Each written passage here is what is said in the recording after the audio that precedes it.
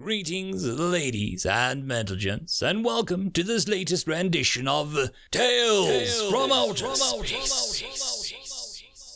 Taken from the subreddit HFY. All the relevant links will be down below. And as always, I hope that you enjoy, and if you do, please consider supporting the channel. Now, on to the science fiction. Story number 1. Bitter Barista, written by Hayner. The board of directors shuffled into the conference room, the chitinous exoskeletons creaking. The beings already present in the room placed a small device at the center of the table. Taking their seats in the chairs that rose out of the floor, curved to fit their physiques, the group slowly came to order. The being sitting at the head of the table, dressed more sharply than the rest of the richly colored robes, coughed slightly before speaking. "Intern Krebeck, for what purpose do you presume to call us here?" His voice was calm but certain, like storm clouds on the horizon, far enough to have no effect currently, but that could change very swiftly.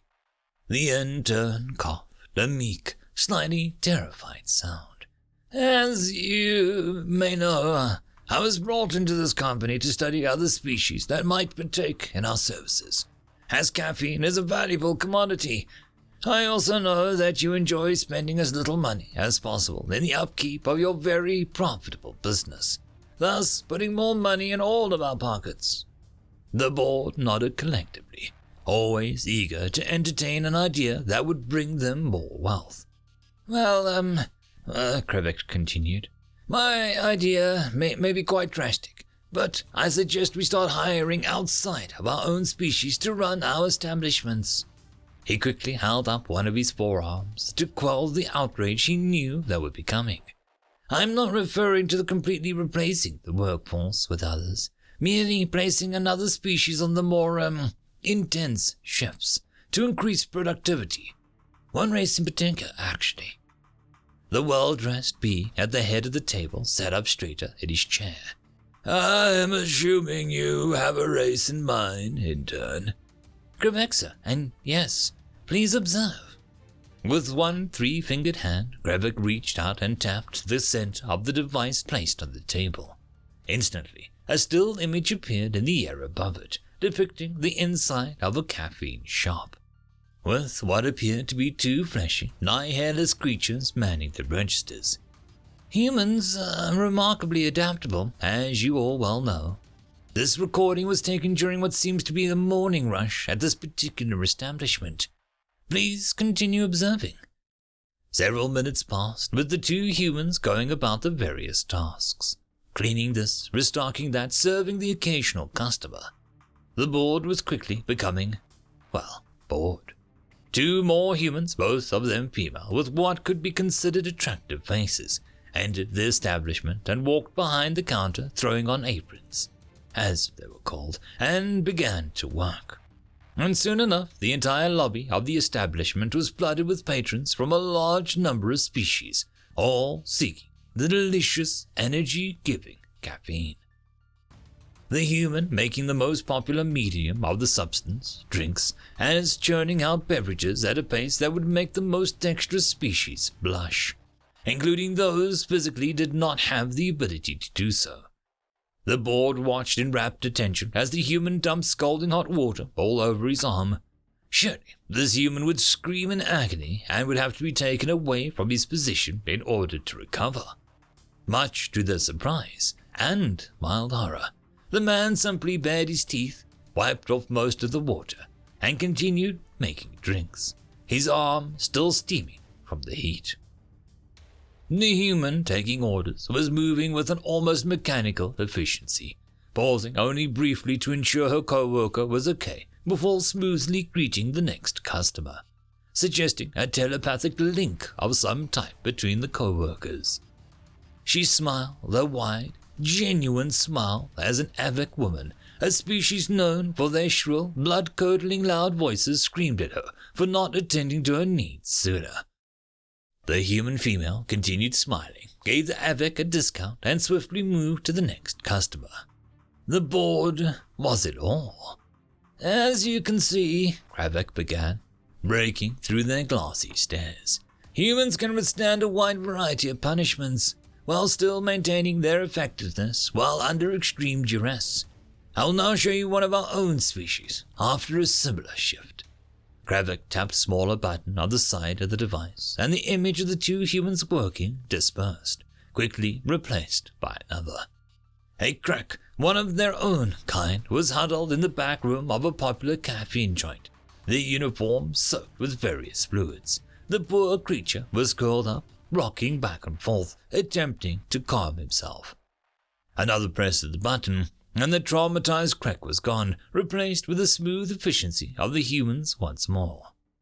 The board looked at each other and nodded. Find us some humans. Employ them immediately. Thank you for your contribution to this company, intern. It's Kravek, the intern stated meekly as the board filed out, either not hearing or not caring about his words. As the door slid shut behind them, the video switched back to the room with the human's caffeine establishment. The human who had dumped water on his arm was pacing back and forth, rubbing his face. On the faint audio that a recorder carried, Kravek thought he could hear a speech. Eager to hear the pep talk the human was obviously giving himself, he adjusted the volume higher. Fricking Xenos, the human said. They're never nice to us. I hope you like your goddamn decaf. Alicia, did that witch really yell at you like that? What the frick? I thought the windows were gonna shatter. Next time tell her I hope your day is as lovely as you are. They always think it's a compliment.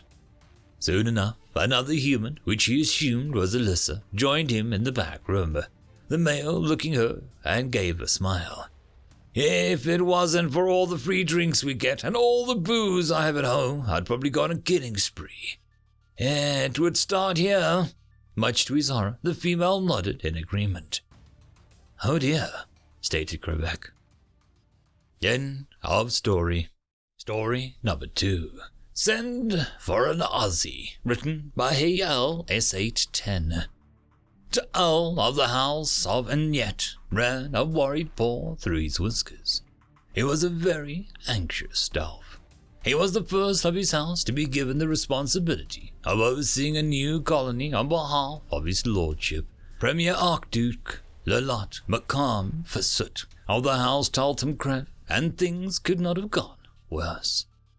Firstly, their departure was delayed by finding issues. Then they had lost half of their startup supplies when making planetfall. Then the land turned out to be considerably more arid than he and his fellow Delph were used to. Months of drought made farming impossible, and the rains that brought an end to the drought also brought something much worse. It turned out that the plains had been thronged with deep burrows which were home to legions of huge carnivorous arachnids that had been awakened from their hibernation by the increased moisture. There were terrifying chitinous tanks easily 5 cubits high with drooling fangs and ravenous appetites for flesh. The colony had lost 12 colonists to the monsters before they knew what was happening. Every night the Delph colonists cowered inside their hastily erected compound, listening to them thromping about outside and scrabbling at the walls. They all wanted the nighttime to end, but were too invested to abandon their holdings. His lordship wasn't about to pay for military intervention, but he had allocated funds to pay for mercenaries to take care of the problem. They had managed to get someone to accept the job for a nominal fee. A human mercenary company named Logan Xenomorph Exterminators. It was near sunset when the mercenary ship clattered onto the landing pad, a full half-planetary rotation after it was supposed to arrive. It looked like 3 ships had been in terrible accident, then the most intact pieces were welded together.